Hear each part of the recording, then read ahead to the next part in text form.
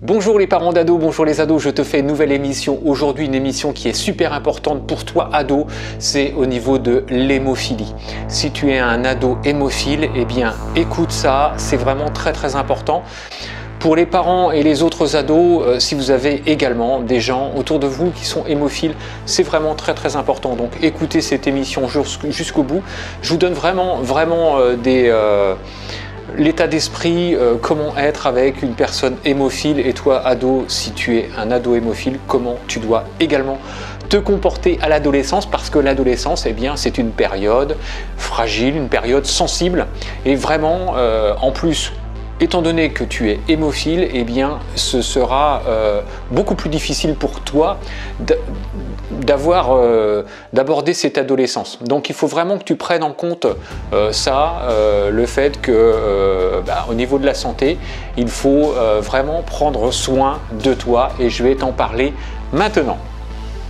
Donc l'hémophilie est une maladie qui est hémorragique, génétique, et qui empêche la coagulation du sang et qui provoque des saignements longs en cas de blessure, et même parfois en l'absence de blessure. Donc l'hémophilie, c'est dû à quoi? C'est dû à une mutation génétique. C'est un manque ou une absence de protéines coagulantes qui empêche la formation d'un caillot assez solide pour arrêter l'hémorragie. Donc l'hémophilie est considérée comme une maladie de garçon. Pourquoi? Parce que un garçon sur 5000 naît hémophile. Il y a également quelques filles qui sont porteuses de la mutation génétique en cause et développent une forme, on va dire mineure, beaucoup moins grave que de cette maladie. Donc ton ado est hémophile, c'est une période au cours de laquelle les parents commencent à lâcher prise et où les ados prennent plus de risques.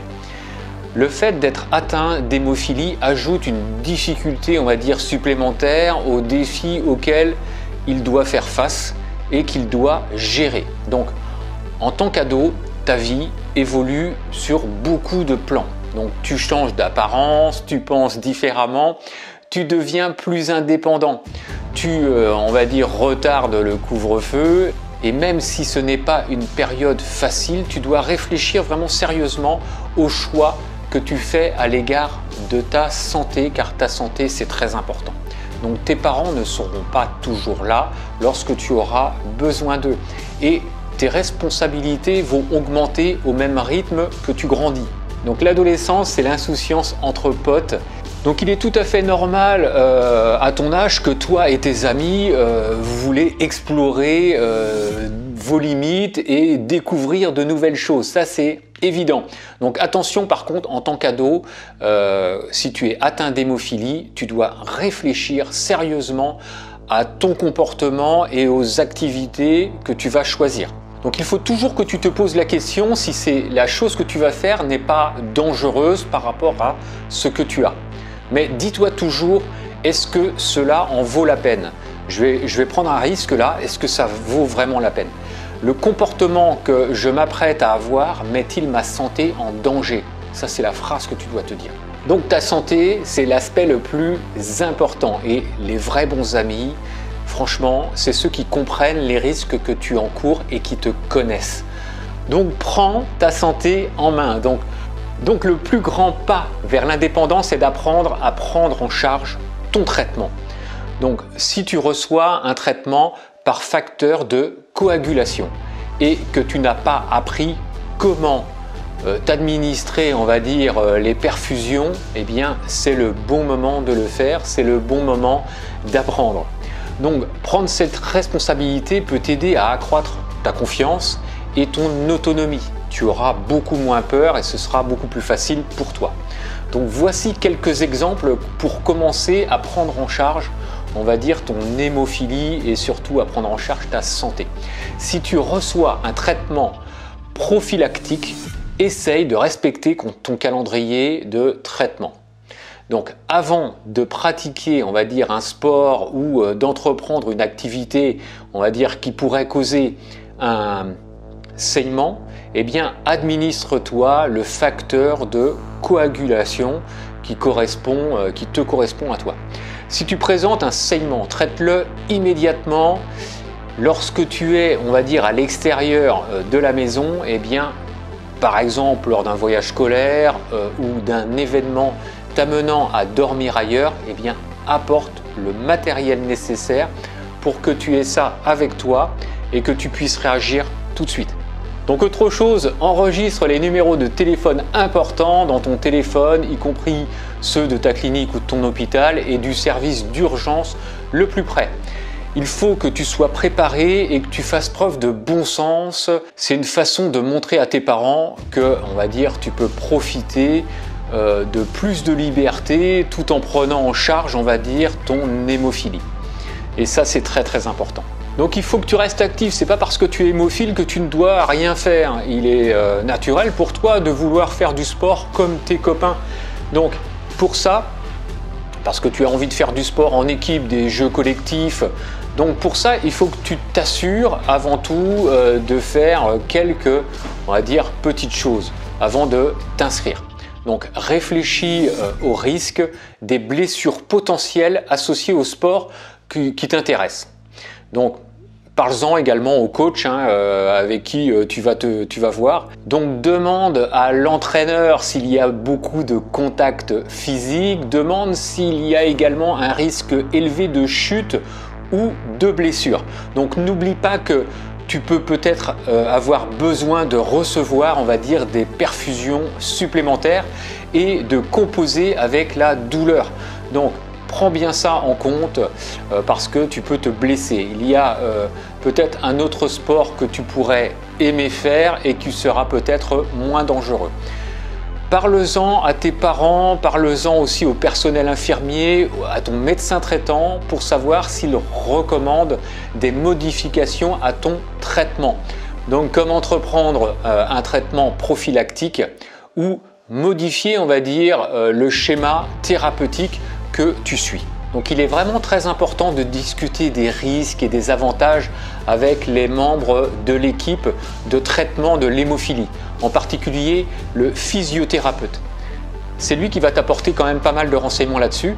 Si tu es bien informé, eh bien, tu pourras prendre les meilleures décisions possibles. Donc entoure-toi de personnes qui vont pouvoir t'aider là-dessus. Discute avec tes parents. Donc à ton âge, il y a probablement des millions de choses qui occupent, on va dire, ton esprit. L'école, le sport, la pression au niveau de tes copains, copines, tes passe-temps, tes hobbies, les hormones en plus qui augmentent à cet âge-là. Donc tous les ados veulent plus d'indépendance et des moments sans leurs parents. Mais malgré tout, il faut que tu saches que il faut que tu gardes à l'esprit que tes parents pourraient trouver difficile de lâcher prise parce que eh bien, tu as ce souci-là. Donc ils t'aiment et tes parents veulent te protéger. C'est pourquoi il peut être vraiment difficile pour eux de s'ajuster par rapport, on va dire, à l'indépendance que tu souhaites. Donc s'ils ont encore une attitude parfois, on va dire, surprotecteur, eh bien essaye de ne pas trop leur en vouloir parce que eh bien, ils n'ont pas envie qu'il t'arrive quelque chose de mal. Donc tu peux les aider, tu peux aider tes parents à apprivoiser ton indépendance croissante en leur assurant que tu penses vraiment à ta santé et que tu vas faire des choix d'activités qui seront bons pour toi et qui ne vont pas te nuire. Mais bon, de toute façon, il y aura quand même des risques, quel que soit ce que tu feras. Il faut que tu prennes en main tes propres soins et que tu fasses des choix judicieux qui aideront, on va dire, tes parents à lâcher prise. Tout en continuant, bien évidemment, de pouvoir t'offrir le soutien qu'ils peuvent te donner. Donc bien évidemment, le fait que tu discutes avec tes parents n'est pas toujours facile. Alors, si tu as besoin de parler à quelqu'un qui pourrait répondre, on va dire, à tes questions, même les plus gênantes, n'oublie pas qu'il y a le personnel infirmier de l'hôpital qui sera heureux de te donner les conseils, les trucs et du soutien pour toi. Donc surtout n'hésite pas à voir le personnel hospitalier qui vraiment, ils sont là pour ça, ils ont les mots pour ça, ils savent exactement, ils auront exactement les mots pour te dire ce qu'il faut faire. Donc profite de ce soutien Donc il y a ton médecin traitant également qui va pouvoir discuter avec toi, qui va trouver les mots pour te dire quoi faire. Il y a également les personnes qui sont touchées. Tu n'es pas seul à être touché par l'hémophilie et c'est pour ça que va sur internet, je pense qu'il y a des forums, qu'il y a des groupes de discussion, des groupes Facebook concernant, il y a le chat là qui est en train de faire des bêtises, il est en train de jouer avec mes boîtes. Donc en tout cas, n'hésite pas à aller voir toutes ces personnes, les groupes Facebook, internet, il doit y avoir des forums, pour avoir, on va dire, pour partager, parce que je pense que ça ne doit pas être évident pour toi tous les jours. Des fois, tu dois en avoir ras-le-bol en disant mais pourquoi je ne suis pas comme les autres? Et c'est normal que tu te dises ça. Tu dois avoir des moments de haut, mais aussi des moments de bas. Donc, n'hésite pas à en discuter. Ton médecin traitant, personnel hospitalier, des personnes qui sont également touchées par ça. En tout cas, j'espère que toutes ces informations-là que je viens de te donner vont vraiment te servir à être mieux dans ta tête, mieux dans ton corps, mieux par rapport au fait d'appréhender les choses. Essaye d'utiliser tous les petits conseils que je t'ai donnés. Si tu les utilises déjà, si tu fais déjà tout ça, eh bien c'est vraiment très très bien. Ça veut dire que tu es une personne qui est vraiment autonome et tu es une personne qui, on va dire, prend les choses à cœur, prend les choses en main et prend sa santé vraiment en main. Donc en tout cas, je te dis à très bientôt dans une nouvelle émission.